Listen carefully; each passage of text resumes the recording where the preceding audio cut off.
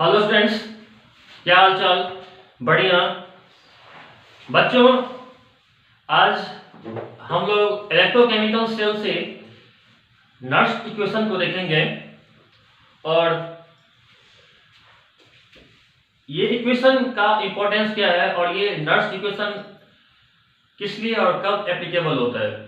ठीक है, तो बच्चों आपको पता है कि अभी का जो समय है, ये कोरोना का जो संकट है, ये हमारे पूरे कंट्री और हमारे जितने भी स्टेट्स हैं, जितने भी राज्य है, ये सभी राज्यों को इफेक्टेड किया है। और इस कोरोना संकट से अपने आप को संयम बरतना है, सही से रहनी है, घरों में रहना है। मास्क का जहाँ तक की बात है, आप सही मास्क का यूज कीजिए और सोशल डिस्टेंसिंग का भी पालन करनी है। एक बात मैं और बताना चाहूंगा, जो बच्चे आर्थिक कमजोर हैं, इकोनॉमिकली जिन्हें प्रॉब्लम्स है, तो वो बच्चे भी आप हमारे इस चैनल पे आके ऑनलाइन पढ़ाई कर सकते हैं। और मेरा जो चैनल है MK मिश्रा केमिस्ट्री क्लासेस, जहां आप फ्री में ऑनलाइन की क्लास सारे टॉपिक्स आप पढ़ सकते हो। अभी फिलहाल मैं 12th के सारे टॉपिक्स को डाल रहा हूं और बहुत जल्द हम फिर 11th के जो टॉपिक्स होंगे वो भी हम लेके आएंगे। ठीक है, तो बच्चों आज हम लोग चलते हैं नर्स आफ्टर इक्वेशन पे। ठीक है, तो फटाफट हमारे इस चैनल को, अगर आपने अभी तक सब्सक्राइब नहीं किया है, आप फटाफट हमारे इस चैनल को सब्सक्राइब करो। ठीक है, और इसे शेयर करना आप नहीं भूलेंगे, अधिक से अधिक शेयर करेंगे। और जहां तक आपको ये हमारा लेक्चर पसंद आएगा, अच्छा लगे, आप फटाफट इसे लाइक करना। और अगर कहीं प्रॉब्लम्स आती है, दिक्कत होती है, तो आप इसे कमेंट बॉक्स में जाकर आप कमेंट भी कर सकते हो। तो चलते हैं गाइस, चलिए आप हम लोग देखते हैं आज नर्स इक्वेशन। आज हम लोग देखेंगे नर्स इक्वेशन।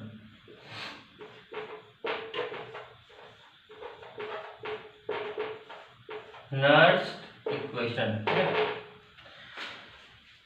तो देखना है कि नर्स इक्वेशन को हम लोग कहां अप्लाई करेंगे और कैसे होगा। पहली बात, एक बात ध्यान देनी है कि नर्स का जो इक्वेशन है, ये सबसे बड़ी बात कि इलेक्ट्रोकेमिकल सेल, जहां पे मैंने बताया था दो हाफ सेल, तो दो हाफ सेल के जो हम लोग उसमें इलेक्ट्रोड जो यूज करते हैं, दोनों हाफ सेल में इलेक्ट्रोड रहती है।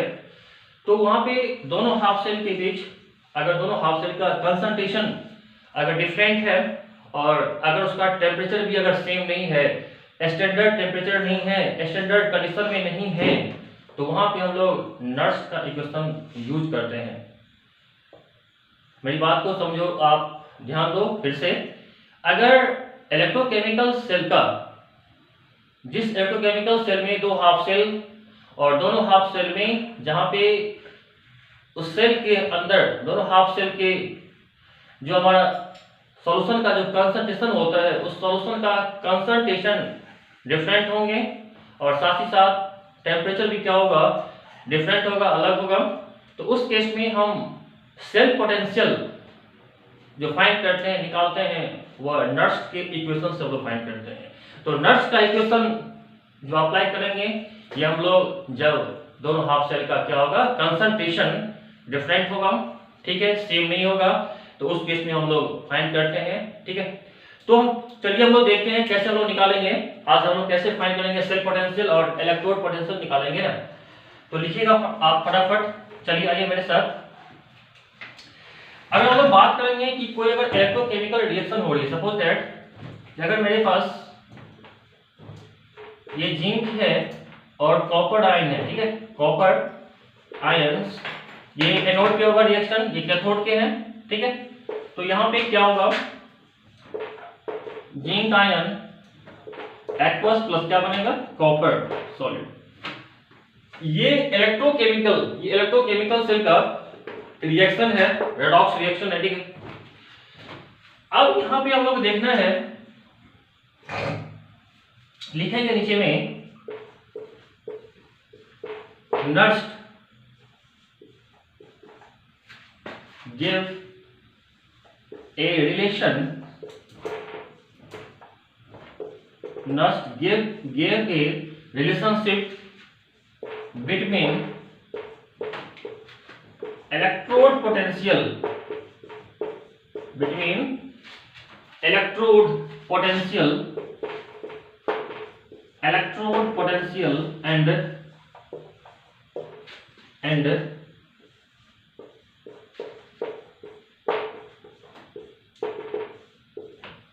concentration of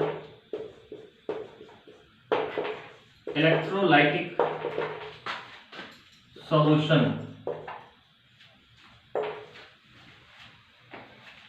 तो यहां पे हम लोग कैसे देखेंगे, इलेक्ट्रोड पोटेंशियल हाफ सेल में और उसके अंदर जो हमारे सॉल्यूशन होते हैं उसके बीच जो रिलेशन निकालते हैं, तो वहां से हम लोग कैसे निकालेंगे, ठीक है। तो आप देखिएगा कि नर्स का इक्वेशन के लिए पहली बात कि दोनों हाफ सेल के बीच का जो कंसंट्रेशन होता है, पहली बात दो हाफ सेल में जो कंसंट्रेशन क्या होते हैं, डिफरेंट, ठीक है। तो वहां हम लोग अप्लाई करेंगे नर्स का इक्वेशन। अब यहाँ पे हम लोग देखेंगे कि पहली बात एक चीज और, जैसे अगर आपको अगर समझ में नहीं आ रही तो मैं बता रहा हूँ डायग्राम के द्वारा। अगर माना यहाँ पे मैं दो यूज करा इलेक्ट्रोड्स का, ठीक है, दो इसमें हाफ सेल के द्वारा यहाँ पर, तो इस केस में क्या होगा, पहली बात देखेंगे कि अगर इसके अंदर जो मैंने सॉल्यूशन लिया है, ये सॉल्यूशन का अगर माना कि कंसंट्रेशन सपोज दैट कि अगर 0.1 है तो दूसरे वाले क्या हो जाएगा, सपोज 0.01। तो अब यह माने कि 0.01 एम है, 0.01 एम। अब बताए कि दोनों जो हमारे हाफ सेल है इसके अंदर जो हमारा सॉल्यूशन का कंसंट्रेशन है क्या डिफरेंट है। हाँ, तो उस केस में जो मुझे इलेक्ट्रोड पोटेंशियल निकालनी है, कैसे फाइंड करेंगे इलेक्ट्रोड पोटेंशियल। हाँ, तो अब यहाँ पे देखना है कि हम लोग इस केस में हम लोग फाइंड करते हैं नर्स के इक्वेशन के द्वारा। चलिए, तो अब डिफरेंट कंसंट्रेशन है दोनों हाफ सेल में, तो इलेक्ट्रोड पोटेंशियल निकालनी है या फिर अगर मुझे सेल पोटेंशियल निकालना है तो हम लोग नर्स के जो इक्वेशन है उसका हम लोग सहारा लेते हैं। तो चलिए हम लोग यहाँ पर देखेंगे। तो बच्चों यहाँ पर आप नोट करेंगे Nernst equation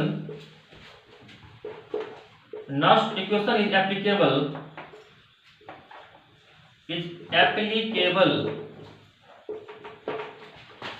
when concentration of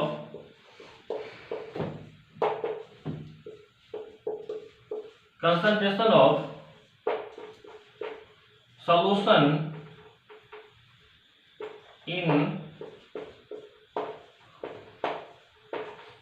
in both the half cell will be different, ठीक है। तो दोनों हाफ सेल के जो उस सेल के अंदर जो कॉन्सेंट्रेशन होते हैं वो क्या होगा, डिफरेंट होगा ना। चलिए यहां तक नोट कर लीजिए, ठीक है। तो अलग अलग डिफरेंट कॉन्सेंट्रेशंस हैं दोनों हाफ सेल में, तो वहां से हम लोग क्या फाइंड करेंगे, इलेक्ट्रोड पोटेंशियल कैसे निकालेंगे। तो इलेक्ट्रोड पोटेंशियल फाइंड करेंगे या फिर उधर निकालेंगे सेल पोटेंशियल, ठीक है। चलिए, तो अलग अलग कंडीशंस है ना, ये कोई स्टैंडर्ड फॉर्म नहीं है। स्टैंडर्ड मतलब क्या होता है, स्टैंडर्ड कब होता है, जब दोनों का क्या होता है आपका 1 एम, जब इस कंप्लीट सेल का कंसंट्रेशन दोनों का क्या होता है 1 एम होता है, और हमारा जो हमारा सिस्टम जो हमारा सेल है वो कितने पे होते हैं 25 डिग्री सी पे। तो 25 डिग्री सी यानी 298 केल्विन होगा, समझ में आ रही है मेरी बात, 298 केल्विन, ठीक है।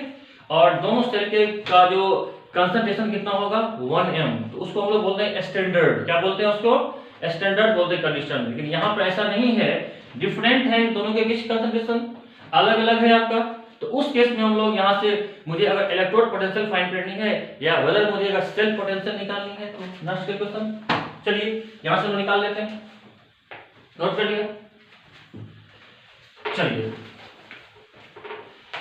एक यहाँ पे मैं एक सिंपल बता रहा हूं, आपको पता होगा कि थर्मोडायनामिक्स में आपने पढ़ा होगा, थर्मोडायनामिक्स में आप स्टडी किया होगा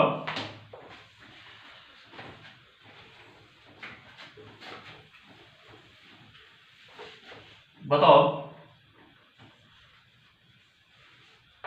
डेल जी इक्वल टू क्या होते हैं, डेल जी नोट प्लस 2.303 हाँ RT log Q, ठीक है। अब ये जो हमारा इक्वेशन है डेल जी इक्वल टू, ये डेल जी क्या हुआ, चेंज इन फ्री एनर्जी है, और ये चेंज इन फ्री एनर्जी क्या है और यहाँ पे डेल जी नोट, ये फ्री एनर्जी का चेंजिंग किस फॉर्म में है, स्टैंडर्ड फॉर्म में होगा। जो यहाँ पे डेल जी नोट लगा है ना, तो ये किस फॉर्म में हो जाएगा बताओ, स्टैंडर्ड फॉर्म में होगा। Standard condition, standard gives free energy, ये गिव्स फ्री एनर्जी। अच्छा, गिव्स फ्री एनर्जी क्या होता है, पिछले जो मेरे लेक्चर है उसमें मैंने बताया था आपको कि गिव्स फ्री एनर्जी क्या बोलते हैं, किसी भी सेल का जो अपना मैक्सिमम, उसके पास कितनी एनर्जी है, कितना कैपेसिटी, कितना एनर्जी वो कंटेन किया है, और उस मैक्सिमम एनर्जी से वो कितना यूजफुल वर्क कर रही है सेल। तो मैक्सिमम एनर्जी कंटेनिंग, अधिक से अधिक उसका पास एनर्जी है सेल के पास, और अधिकतम एनर्जी से वो कितने वर्क डन कर रहा है, वहां से कितना वो यूजफुल काम कर रहा है, उसको हम लोग बोलते हैं सिस्टम का gives energy, gives free energy बोलते हैं। अब यहाँ पे स्टैंडर्ड केस में ये होता है, यहाँ पे 2.303 RT log Q। अच्छा, यहाँ पे Q क्या होगा पता होगा आपने, Q पढ़ते हो, Q क्या बोलते हैं, Q को बोलते हैं रिएक्शन, क्या बोलोगे, रिएक्शन क्वोशेंट, रिएक्शन क्वोशेंट बोलते हैं। और ये आपने पढ़ा होगा इक्विलिब्रियम में रिएक्शन क्वोशेंट क्या होता है, आपको प्रोडक्ट और अपॉन क्या होता है, रिएक्टेंट का जो होता है रेशियो, प्रोडक्ट का कंसंट्रेशन अपॉन क्या होगा, रिएक्टेंट का जो होता है ना, उसका रेशियो को हम लोग क्या बोलते हैं, रिएक्शन क्वोशेंट बोलते हैं। तो रिएक्शन क्वोशेंट ये वाई क्या होगा, प्रोडक्ट अपॉन क्या होगा, रिएक्टेंट होगा, ठीक है। तो चलिए यहाँ पे मैंने, अच्छा, डेल जी जो गिव्स फ्री एनर्जी, तो सेल के द्वारा जो वर्क डन होती है, वो वर्क डन क्या होगा, वो वर्क डन क्या हो, किसके बराबर होगा, तो डिक्रीज इन गिव्स एनर्जी। और ये जो गिव्स एनर्जी होती है, जो कल मैंने बताया था पिछले लेक्चर में, ये किसकी होती है, equal to minus NFE, NFE से होता है, ठीक है। वर्क डन इक्वल टू क्या होगा, हाँ, change in free energy, change in गिव्स फ्री एनर्जी, और जो गिव्स फ्री एनर्जी इक्वल टू क्या होता है, NFE से होगा। चलिए यहाँ पे देखना है, डेल जी नोट है स्टैंडर्ड फॉर्म में, क्या होगा, minus NFE note, E note से होगा। आ रही सवाल समझ में। तो जब यहाँ पे स्टैंडर्ड फॉर्म नहीं है तो ई सेल, स्टैंडर्ड में है तो E naught cell, cell potential standard हो जाएगा पोटेंशियल, प्लस वाला फिर हम लोग क्या लेंगे, 2.303 RT log Q। अच्छा, यहाँ पे हम लोग log Q क्या लेंगे बताओ, क्यूसेंट मैंने क्या बोला, क्यूसेंट क्या होता है बताओ, प्रोडक्ट अपॉन क्या होगा, रिएक्टेंट। तो प्रोडक्ट के जो हमारे कंसंट्रेशन कितने हैं बताओ, जिंक क्या हो जाएगा, ये हो जाएंगे जिंक आयंस अपॉन क्या होगा, इनटू कॉपर, ये होगा ना, और फिर हमारा क्या हो जाएगा, जिंक प्लस जिंक इनटू क्या हो जाएगा, कॉपर है, ठीक है। आया बात समझ में। अब देखिए हम लोग क्या करेंगे ना, ये जो हमारा इक्वेशन है इसको हम लोग क्या करेंगे, डिवाइड करेंगे, लिखेंगे डिवाइडिंग, लिखिए dividing both side, dividing both side NF, ठीक है। अब देखो यहाँ पे क्या करेंगे ना, NF से डिवाइड कर दिया दोनों तरफ, LHS पार्ट है RHS पार्ट है, दोनों तरफ क्या करोगे, NF से डिवाइड कर दो। चल देख इधर, अब यहाँ पे क्या होगा, यहाँ पे हम लोग लेंगे तो minus NFE cell, E cell upon क्या होगा, NF, आ समझ में, इक्वल टू फिर हम लोग क्या लेंगे, माइनस NFE नॉट सेल, फिर अपॉन क्या होगा, NF होगा, प्लस 2.303 RT अपॉन क्या होगा, NF होगा, अपॉन NF लॉग क्या हो जाएंगे, यही जिंक आयन इनटू क्या होगा, कॉपर अपॉन क्या हो जाएगा, जिंक इनटू क्या हो जाएंगे, कॉपर आयन, ठीक है। नोट कर लिया, नोट कर लिया। चलिए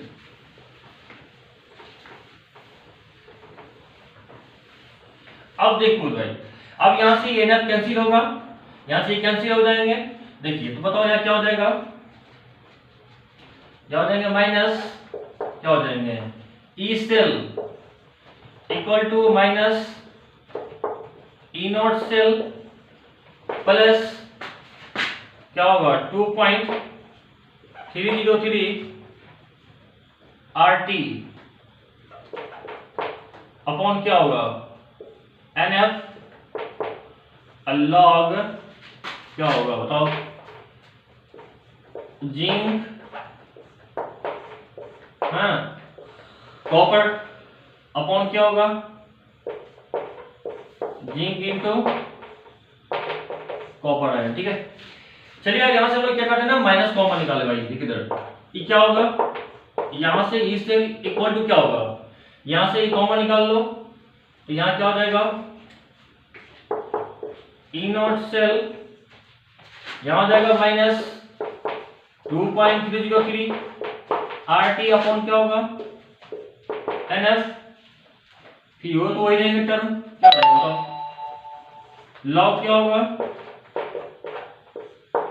जिंक अपॉन क्या होगा, कॉपर अपॉन जिंक इंटू क्या हो जाएगा, कॉपर आयन। ठीक है, समझ में आ रही है। आप देखो भाई, यहां से ये कैंसिल हो गया, माइनस माइनस क्या होगा, कैंसिल हो गया, तो क्या हो जाएंगे बताओ, E cell equal to E naught cell minus 2.303 RT upon क्या होगा, NF, लॉग क्या हो जाएगा, zinc ion copper upon zinc into copper ion. ठीक है, नोट कर लिया, नोट कर लिया। अब देखो यहाँ पे, अच्छा एक चीज यहाँ पर ध्यान देना है कि अगर हम लोग बात करेंगे यहाँ पे जो सेल रिएक्शन था, यहाँ पे जिंक आयन एक्वस, यहाँ पे कॉपर एक्वस है दोनों, यहाँ पे कॉपर क्या है, सॉलिड फॉर्म में है, मेटल फॉर्म में है, और जिंक भी क्या है, सॉलिड फॉर्म में है। तो ध्यान देना है कि सॉलिड फॉर्म में आप ध्यान देना कि मेटल को जो होते हैं ना कंसंट्रेशन, हम लोग वहां क्या यूज करते हैं, 1 यूज करते हैं। ध्यान देना सॉलिड किस केस में, अगर कॉपर सॉलिड फॉर्म में है, मेटल फॉर्म में है, और जिंक, ये दोनों भी क्या है, सॉलिड फॉर्म में था। अब दोनों का सॉलिड फॉर्म में है तो दोनों का जो कंसंट्रेशन हम लोग क्या यूज करेंगे, यूनिटी यानी 1 यूज करेंगे। तो यहाँ पे क्वेश्चन में यहाँ पर ध्यान देना है कि अगर सॉलिड फॉर्म में आता है तो वहां पर हम लोग क्या लेंगे, उसका कंसंट्रेशन यूनिटी, क्या लेंगे वहां पर, यूनिटी लेंगे, 1 लेंगे दोनों का। तो बताओ क्या हो जाएगा, हो जाएगा E cell equal to E naught cell minus 2.303 upon NF RT पूरे हो जाएंगे, और लॉग इसका दोनों का 1 रखेंगे, कॉपर मेटल जिंक मेटल दोनों सॉलिड फॉर्म में है, दोनों का क्या लेंगे, कंसंट्रेशन 1 लोगे, तो बताओ क्या बचेगा, जिंक आयन अपॉन क्या होगा, जिंक आयन अपॉन क्या होगा, कॉपर आयन। आई बात समझ में। अब दोनों का, इसका भी 1 लिया, इसका भी 1 लिया, तो दोनों क्या हो जाएगा, कैंसिल हो जाएगा। चलिए नोट कर लीजिए, यहां तक नोट कर लीजिए।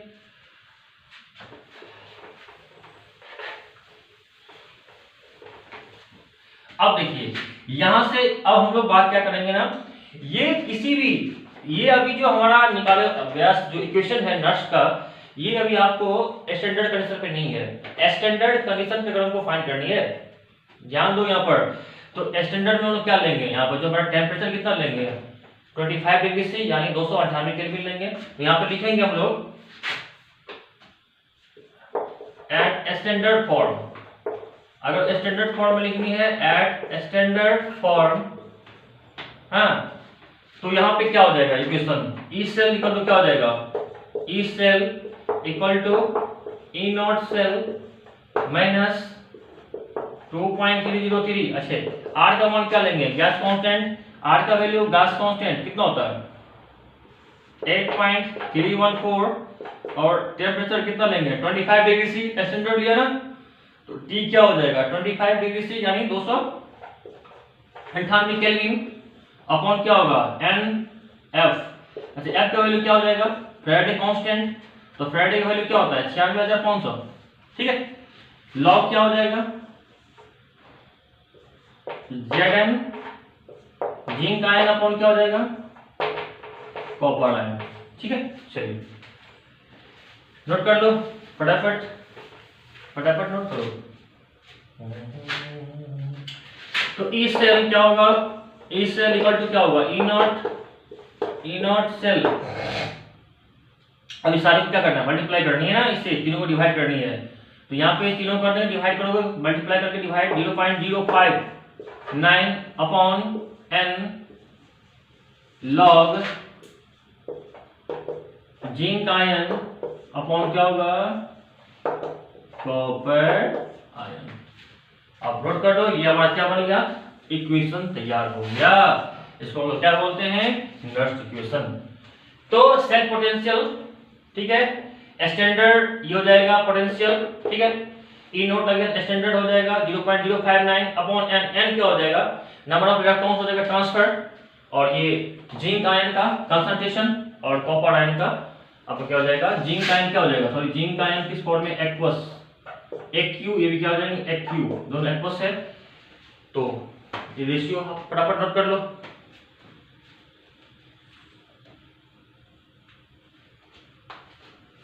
हो गया। तो यहाँ पे ध्यान देना एक चीज कि आपको मैं बताऊंगा, ये बात तो आप ध्यान कर लो अच्छा से, ये बात तो अच्छा से ध्यान कर लो कि यहाँ पे स्टैंडर्ड आपको नोट करनी है, इससे तो पता होगा। यहाँ पे यहाँ पे आपको क्या हो जाएगा, n number of electrons, cell के अंदर में कितने इलेक्ट्रॉन ट्रांसफर हो रही है ना, एनोड से कैथोड में जा रही है इलेक्ट्रॉन, वो नंबर ऑफ इलेक्ट्रॉन n हो जाएगा, ठीक है। तो सॉलिड फॉर्म में मैंने क्या बताया था, in solid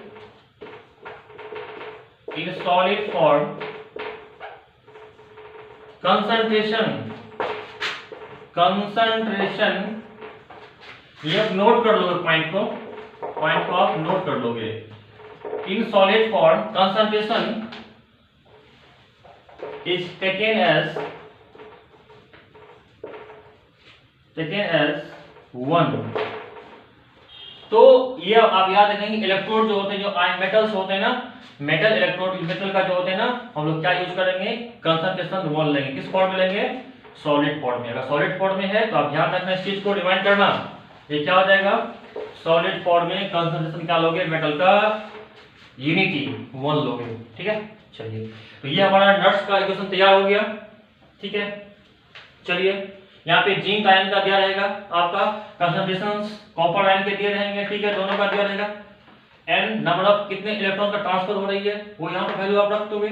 E naught cell कैसे निकालोगे, तो ये मैंने बताया था, कैसे निकालोगे, कैथोड माइनस एनोड, एक एनोड है, कैथोड है, तो कैथोड का पोटेंशियल और माइनस क्या हो जाएगा, एनोड का पोटेंशियल।